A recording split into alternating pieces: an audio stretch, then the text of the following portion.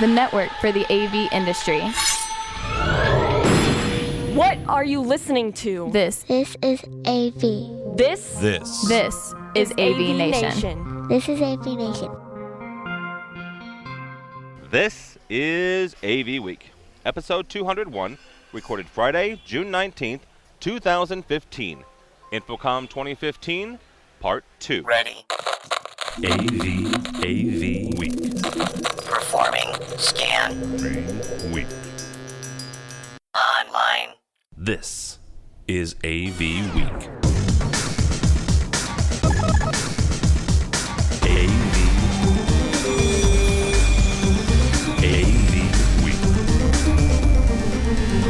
This is AVWeek, your weekly wrap-up of audiovisual news and information. My name is Tim Albright. I am your host. This is InfoComm Part 2, the second hour that we recorded live on the show floor, booth number 6667. I think, again, thanks to InfoComm for allowing us to do so.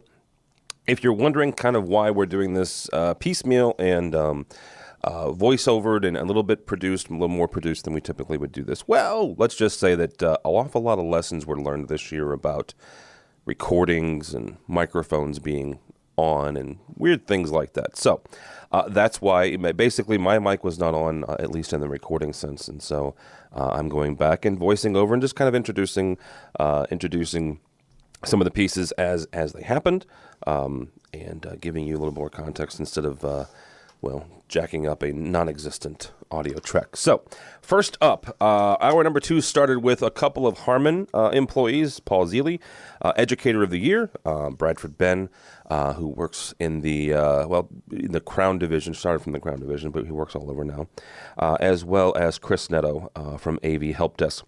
Started out talking with Mr. Zielie, who was the Educator of the Year from InfoComm, about being Educator of the Year and his experiences at the Harman booth this year. I haven't seen our entire booth.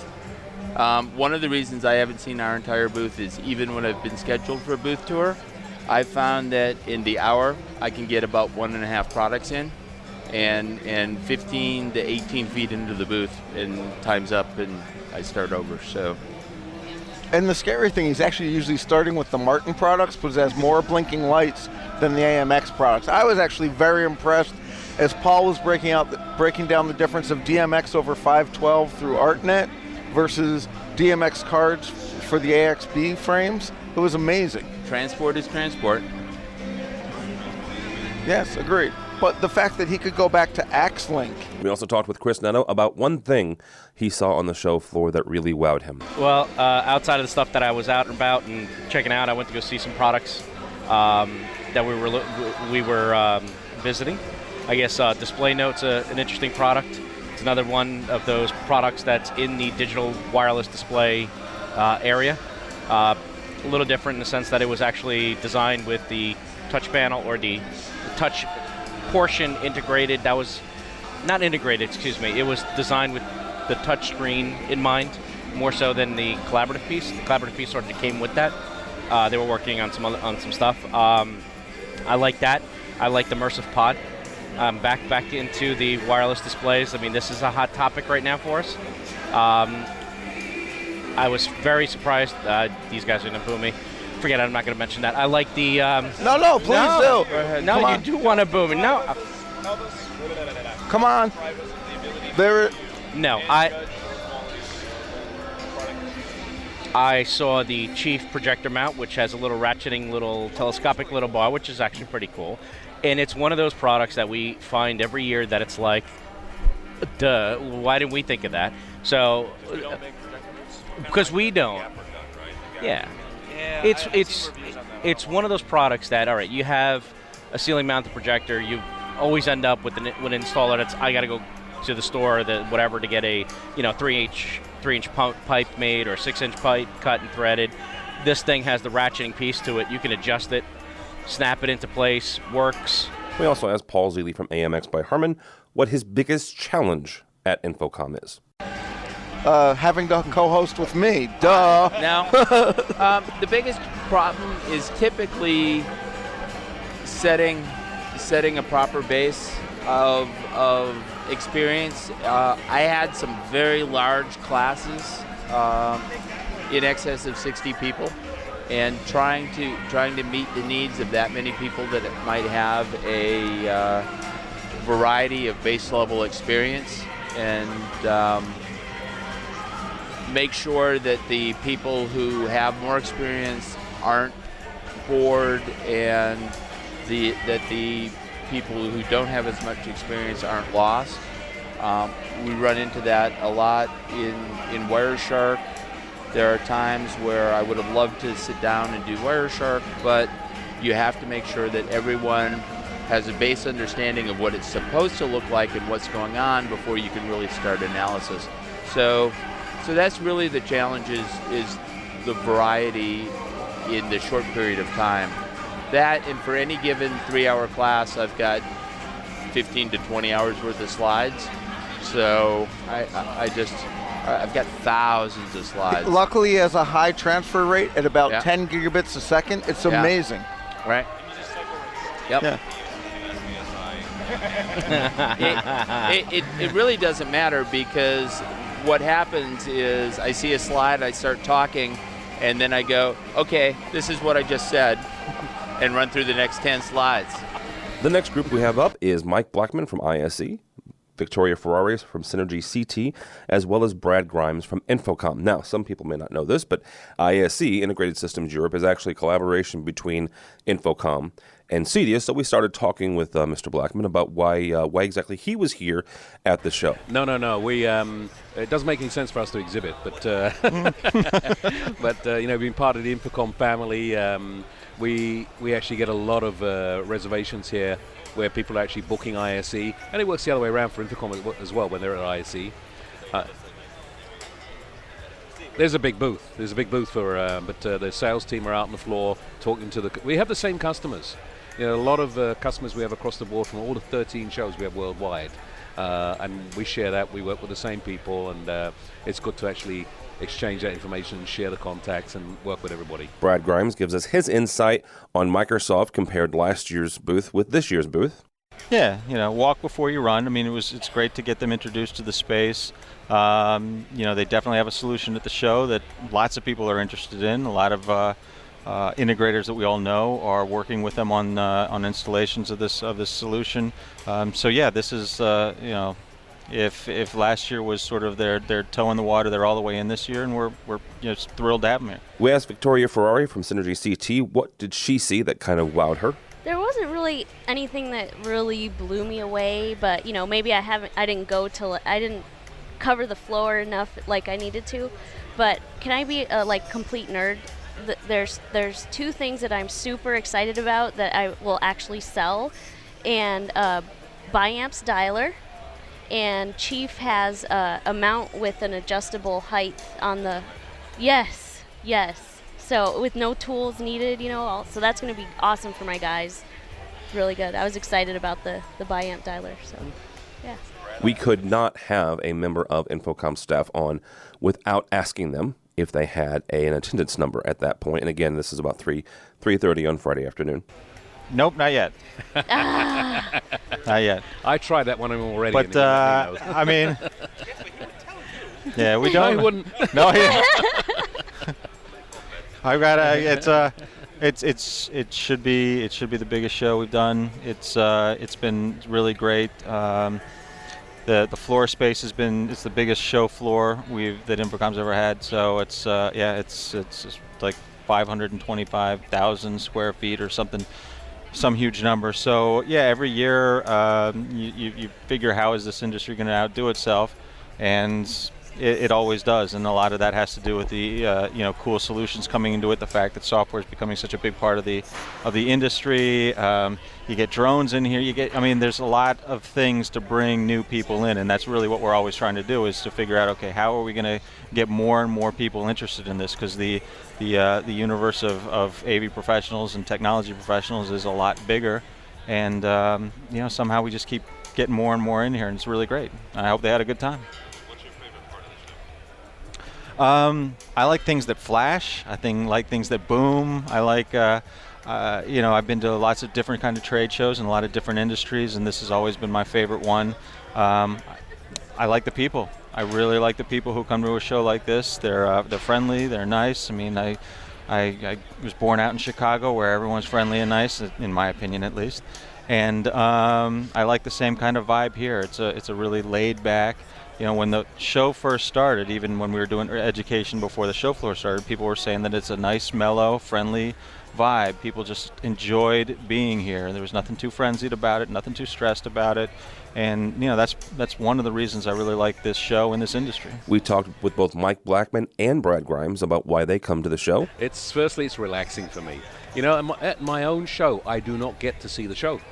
I'm in meetings the whole time. This is the only show where I get to walk around and meet customers and see what's new.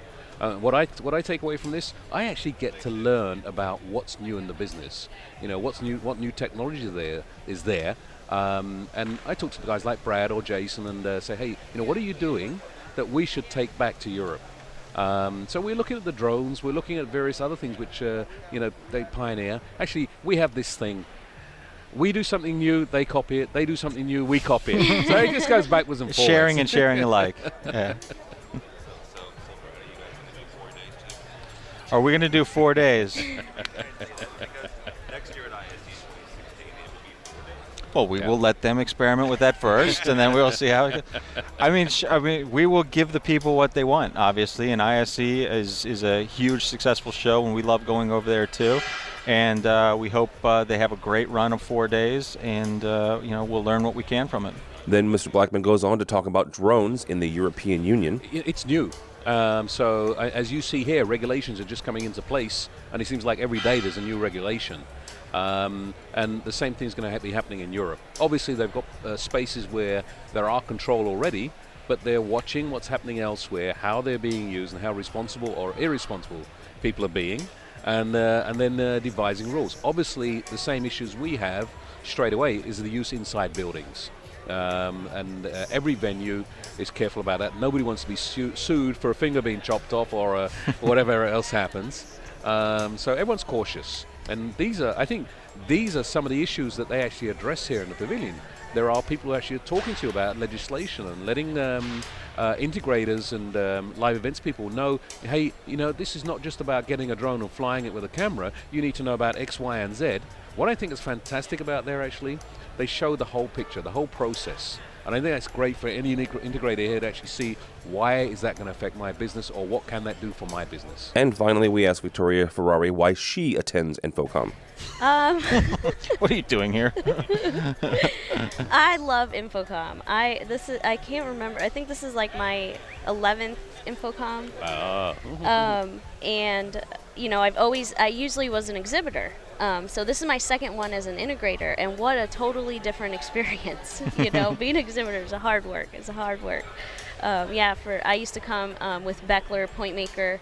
I was stand in the booth and do booth duty and, you know, go to dinners and then wake up early. But why I come to InfoComm now, I come here to network. I come here to learn and to make sure that I have enough in my toolbox to really you know, make sure that I can service, you know, my clients and know what's new, you know, I like to see it too because I'm in sales, so I don't really get to plug it in or, you know, really, it's in the warehouse and then it goes to the client side and I see it, you know, in the rack. But so it's nice to see it, feel it, touch it in person, and yeah, I love it. It's my favorite show. The next group up is Harry Meade from NetAV, Jeff Hastings from Brightsign, and Steve Greenblatt from Control Concepts. First up, we asked Harry what was one thing that impressed him. My favorite thing actually was the sub 1 millimeter LED screen over at Layard. I walked by it and thought it was a monitor. Wow. And then was told of my mistake. I got close enough that I could tell. Of course, it has the shipping later this year usual stamp. It was amusing after the AV Crosstalk episode from earlier in the week, but I saw a little bit more of the IPTV/IP video stuff going a lot more this time that looks like it may actually be there with normal equipment as opposed to you have to have this special particular SKU switch and this special particular SKU this and that. So that looks a little closer to reality. I'm planning on trying it out a little bit. But other than that, yeah, I mean, those are really the two main things. I mean, a lot of smaller, faster, brighter, or bigger, brighter, depending upon which direction you're going.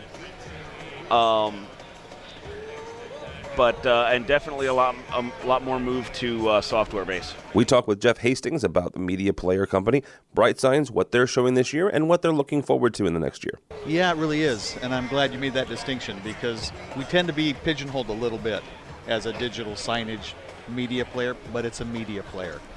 We sometimes say it's the tech behind the screen.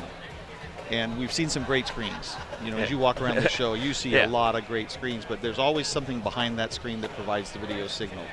Now, in a live production environment, that's one thing, but when you need to manage what's on a screen somewhere else in the world, digital signage comes to mind, but museums, kiosks, retail, huge volume goes into retail.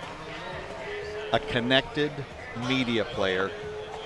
And, you know, I see the world through purple sunglasses, but it's a connected media player that is not a PC. It's an appliance. We sometimes joke it's a toaster. It's a toaster. It's very, very, very good at one thing. I remember a toaster, yeah. I remember the buzz around that. But, yeah, so for us, new this year is a continuing evolution of the software to drive those devices. Faster, better, stronger, brighter. As our friend here just said. So new firmware coming here in a couple of months that dramatically improves performance of the device. And also for us this year, it's about integration with other companies' software. The Bright Sign, we're mostly interested in the media player behind the screen, but there are other software solutions for digital signage, you know, Tightrope, Grassfish, Wand. Folks who in the past have traditionally used a PC behind the screen have come around to realize, no, we're not their competitor. We're in the player business. They're in the software business. Let's work together, grow the market. You've got software solutions that we'll never have. Your software can do things that our software will never do. But we continue to offer and to develop our own platform as well. Steve Greenblatt gives us his perspective on the things that he saw at this year's show. I think, like we said before, a lot more software, a lot more networking. I just happened to go to the innovations area, and I think that was very cool. A lot of very interesting things, people doing things that are outside the box. I stopped in with an ex-employee, an old friend who's doing an app that is basically almost a plug-and-play to run a presentation switcher for both Crestron and AMX. Pretty cool. Yeah, but you know, he's leveraging the new technology and, you know, filling a need and thinking outside the box, and I think, you know.